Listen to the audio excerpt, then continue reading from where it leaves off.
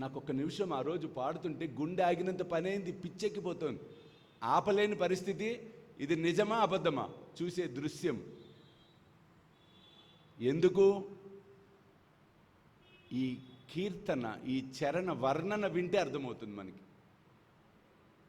ఒకరిని అడిగాను, ఐసా ఏ బా, ఐసా అంటే ఏమిటయ్యా అంటే నేను చూశాను అన్న టపిమని. నీ దుంపదేగా, ఇంగ్లీష్ పదం కాదురా, నువ్వు ఐసా కాదురా నేను అడుగుతాను. ఇటువైపు రమ్మని అర్థం ఐసా అంటే. ఐసా ఏ బా సాయి దిగంబర అక్షయ రూప అవతార సర్వహి వ్యాపకతు. చూడండి, దిగంబరత్వం అంటే ఏమిటి?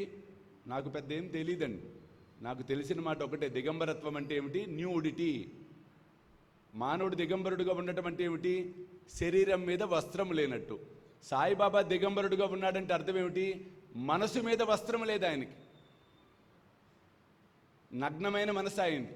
అంటే అర్థం ఏమిటి?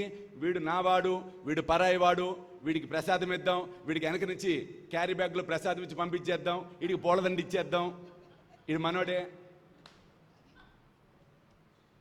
పుల్లారెడ్డి స్వీట్లు వచ్చినాయి కదా, వేసే గిన్నెలో. అప్పట్లో చూసేవాడిని అక్కడ జరిగే భాగవతం. Of course I'm not criticising. మానవుడు బాబా ఏమండండి, దొంగతనం కాదు, గుర్తుపెట్టుకోండి. సాయిబాబా మందిరం నుంచి ఎవరేది తీసుకెళ్తున్నా దొంగతనం కాదు. వాడు పరిధిని అక్కడికి గీసుకుంటున్నాడు. చూడండి, వాడి పరిధిని అక్కడికే గీసుకుంటున్నాడు. అలా కాదు. కానీ ఆయన ఎంత ఉన్నతుడు, ఎంత గొప్పవాడాయన. తన మన పర ఏ భేదము లేదు ఆయనకి. సాయి తత్వం మానవత్వం, సాయి తత్వం ప్రేమతత్వం, సాయి తత్వం సమానత్వం. అంత గొప్పవాడు సాయిబాబా. కాబట్టి దిగంబరత్వం అంటే ఒక గొప్ప స్థితి. దిక్కులు ఏవైతే ఉన్నాయో ఆయన పరిధి అంబరాన్నంత పరిధి. మనసులో ఎటువంటి కల్మషము లేనివాడు, స్వచ్ఛమైన జలము లాంటివాడు, తెల్లటి పేపర్ కాగితము లాంటివాడు. అందుకని ఐసాయిబా సాయి దిగంబర వేలాది మంది సాయి భక్తులు ఎదురు చూస్తూ ఉన్న ఘడియలు మరలా రాబోతూ ఉన్నాయి. స్వామీజీతో షిరిడి యాత్ర సెప్టెంబర్ 5 గురువారం నాడు బయలుదేరతాం. సెప్టెంబర్ 6, 7, 8 షిరిడిలో వేలాది మంది సాయి భక్తులతో ఈసారి ప్రపంచవ్యాప్తంగా ఉన్న సాయి భక్తులందరినీ కూడా మేము ఇన్వైట్ చేస్తున్నాం ఈ గొప్ప కార్యక్రమానికి.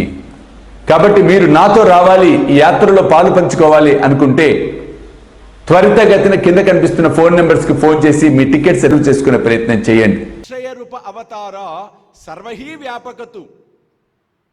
క్షయం అంటే నశింపు, అక్షయం అంటే నశింపు లేనటువంటిది. కాబట్టి నాశనము అంటే ఎండింగ్, అంతము లేనటువంటి అవతారాలు. అందుకు అనంతుడయ్యాడు ఆయన. చూడండి, అనంతా తులాతే కసేరే స్తవావే, అనంతా తులాతే కసేరే నమావే, అనంతా ముఖాచాసినే శేషగాత్, నమస్కార సాష్టాంగ శ్రీ సాయినాథ. అనంత తులాతే కసేరే నమావే, అనంత తులాతే కసేరే స్మరావే. అంటే అనంతుడైన నిన్ను మేము కీర్తించలేం, పొగడలేం. ఎందుకు? నువ్వు అనంతుడివి. అనంతుడైన నీకు మేము నమస్కారం చేయలేం. ఎందుకు? మాకు అనంతమైన చేతులు లేవు. అనంత తులాతే సినే శేషగాత. సహస్ర శీర్షములు గడిగినటువంటి ఆదిశేషుడు నిన్ను పొగడలేక అలిసిపోయి పడిపోయాడు ఆయన. వాస్తవంగా మాట్లాడితే దట్ ఈజ్ రాంగ్. అది మాట వరుసగా మనం చెప్తాం. ఆదిశేషుడికి 1000 తలలు కాదు ఉన్నది. హైయెస్ట్ ఫిగర్ 1000 కాబట్టి 1000 చెప్తున్నాం మనం. ఎందుకు? చిన్న logic, there is a small logic. స్వామి అనంతుడైనప్పుడు స్వామి యొక్క పడిగ ఎంత ఉండాలండి? ఆయన అనంతుడైనప్పుడు ఆయన పై ఉన్న ఆదిశేషుడు ఎంత ఉండాలి? అనంతుడు ఉండాలి. అనంతుడైతేనేగా ఆయనకి పడికి నీడనిచ్చేది. కాబట్టి అనంతుడైన ఆదిశేషుడే వర్ణించలేక అలసిపోయి పడిపోయాడు.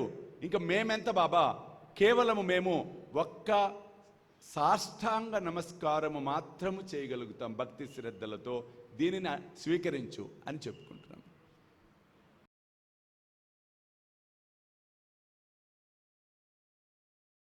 ఆకలితో ఉన్నవాడికి పట్టడన్నం పెడితే నాకు చెందుతుంది అని సాయి మనందరికీ సాయి సచ్చరిత్ర ద్వారా తెలియచెప్పడం అనేది జరిగింది. కాబట్టి పట్టడన్నం అనేది కాదు, కడుపు నిండా ఆకలితో ఉన్న వారికి భోజనం పెట్టే కార్యక్రమమే శ్రీ సాయి భోజన్. కాబట్టి మీరు కూడా ఈ అద్భుతమైన మహాయజ్ఞంలో పాలు పంచుకొని సాయి కృపకు పాత్రలు కావాల్సిందిగా కోరుతూ ఉన్నాను. వివరాలకు కింద కనిపిస్తున్న ఫోన్ నెంబర్స్ కి ఫోన్ చేయండి. చూస్తూనే ఉండండి శ్రీ సాయి సర్వస్వం యూట్యూబ్ ఛానల్.